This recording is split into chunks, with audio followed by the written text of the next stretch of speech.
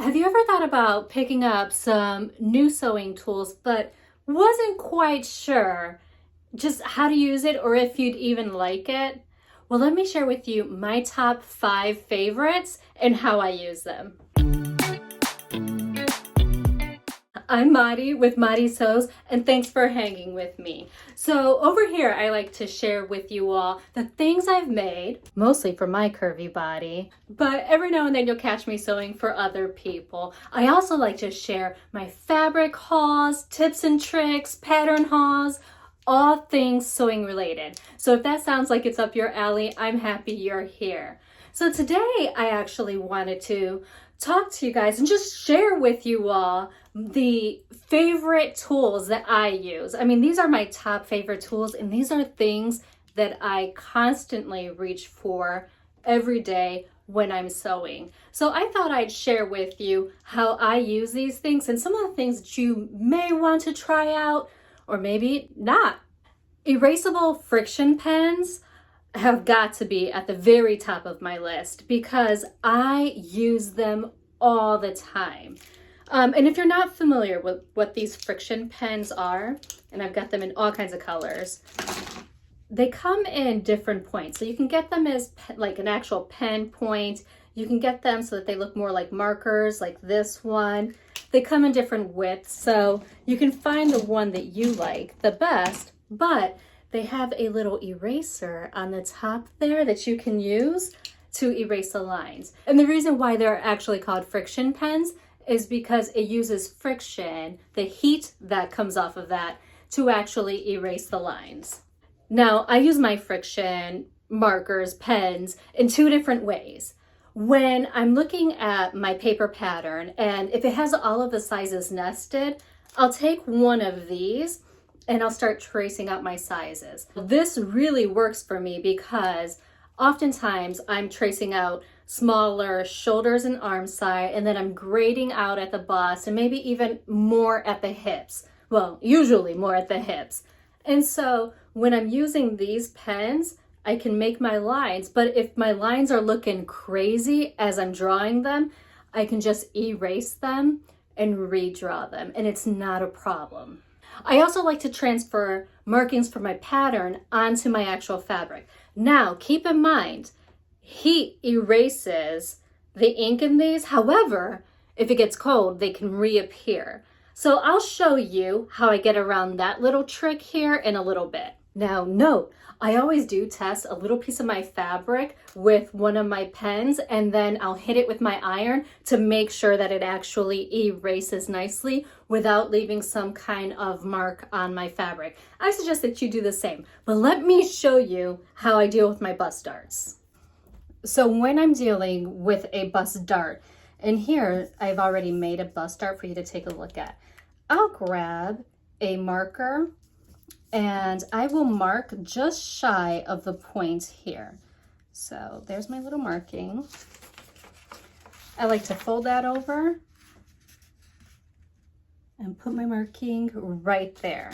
So again, you can see this dot is just shy of where that point is. And that's important because I'm going to sew right past that dot. So when I put my pins in, I'm going to pin just a little past that dot. You see where the dot is?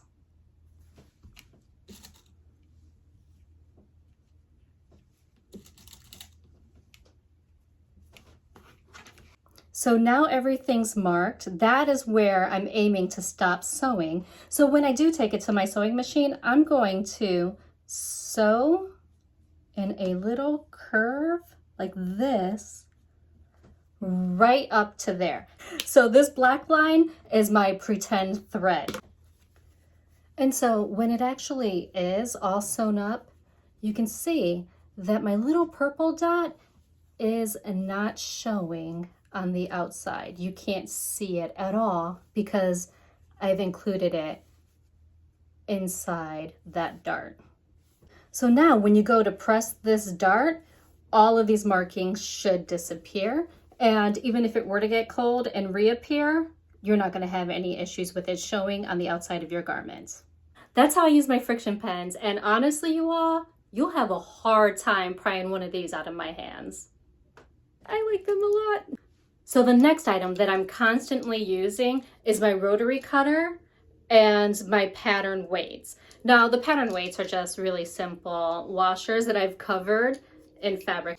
I'm sure that this isn't new to you, but I love using my rotary cutter instead of regular scissors because I get nice, crisp, even lines. You don't get those little snip marks like you do when you're using your scissors. And that's really nice when you're working with knits and you really don't even want to finish that seam. You want to leave it raw. It's nice to be able to get that crisp line with a rotary cutter like this. Now this rotary cutter is one by Fiskars.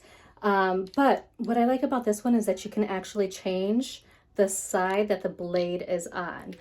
Sometimes when you're trying to cut out your fabric, you might find that that blade is in the wrong position and you really can't see much of anything because this little orange knot is kind of blocking your view.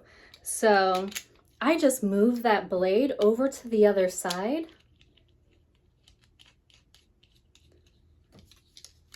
And now I can precisely see where the blade is cutting without my view being hindered.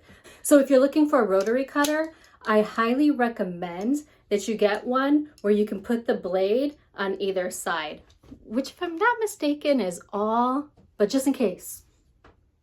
And in case you've never seen how easy it is to use one, I'm just going to put a little clip in here for you.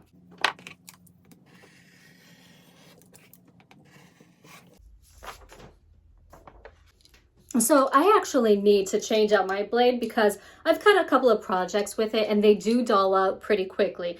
If you hit a pattern weight, you're gonna get a little burr, it's gonna start skipping. I mean, these blades I go through really quickly. And so that's one of the reasons why I buy the packs from Somalux on Amazon, and I'll link to it below. I'm not gonna lie to you, I feel like those blades are pretty hit or miss. Every now and then I get some really sharp ones that don't skip. I mean, it's just really beautiful. But other times I might put a new blade in and it might skip a little bit. So just keep that in mind. If you're ordering blades on Amazon, there's a lot of counterfeit ones. There's a lot of bad ones. These are the ones that I use that actually work well for me. Now let's talk about something that's not really exciting, but is really helpful. Your seam gauge. Now, so many people have these. They come in your kits. You move the little blue slider to where you need to be. You measure your hems, you mark them, all of that good stuff. I like using this one right here, which is a Nancy Zieman one, because it's so much longer right here. So when I'm measuring and marking my hemline, it gives me so much more space to actually mark along the top there, as opposed to this one. You see that? And that's the same here. Also, if you want to do circles or whatever, you can put a pin down in this end and swing it around using the hole that is right, let me see, that little hole right in the green part there, and you can get a nice little curve. Just get this green little guy. It's so much better than this one. Another one of my favorite tools is this clear ruler right here. It has a 1-inch grid marks across the entire freaking ruler. And then it has a 1/2-inch seam allowance on this side. But, I mean, you might not be drafting things, so you may not even need that 1/2-inch seam allowance. On this side, it just starts with a 1-inch. Not only is this really handy when you're pattern drafting or when you're doing things like an FBA and you have to spread an inch and you can see where that inch is on the grid. It's also really handy when you're trying to make bias tape because it has these 45-degree angles here. Well, it has several different angles, but this orange one here is a 45-degree angle. So you can put that down at the bottom of your fabric and cut on the bias. It makes cutting bias strips so easy if you're not doing a continuous one. Now here's a piece of my favorite fabric. that I'm going to cut bias stripes out of, so that way I can use it on different garments. So first I'm just gonna line it up on the end of my mat here. Then I'm gonna find one of the 45-degree lines, and I'm gonna use this one right here, and I'm gonna put it against the edge of this fabric. Hold it down.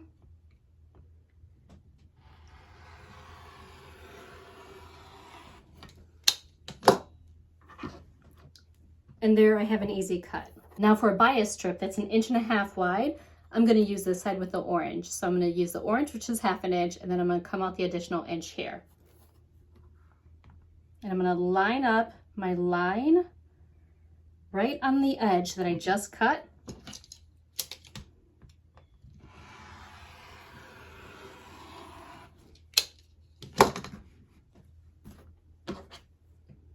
And there you have it. It's a bias strip that's 1.5 inches wide. And the one tool that I will replace over and over and over again because I just rely on it so much, it's my magnetic pin holder. Now, if you don't have a magnetic pin holder, you have got to get one because these pins really don't go anywhere. And they make picking up pins a cinch. If you've dropped pins or safety pins on the floor, no problem. This by far is my favorite magnetic pin cushion. I've tried the ones that you wear on your wrist. I somehow still managed to stab myself, and then I felt like the weight would make it twist on my wrist. It just really wasn't helpful. I've used other ones that look similar to this, maybe in different shapes, but their magnets weren't strong enough.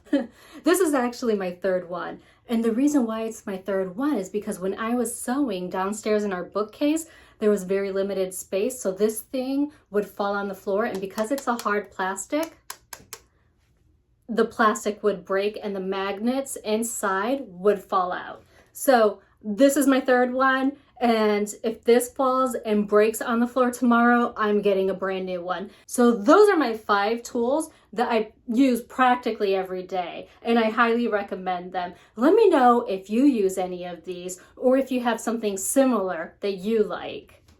I'll be sure to link to these different products in the description box below, so if you want to try them out, you can find them easily. If you have fun hanging with me, you may want to check out this Friday Sews chat right over here. And until next time, I sincerely hope that you find joy and have a wonderful day.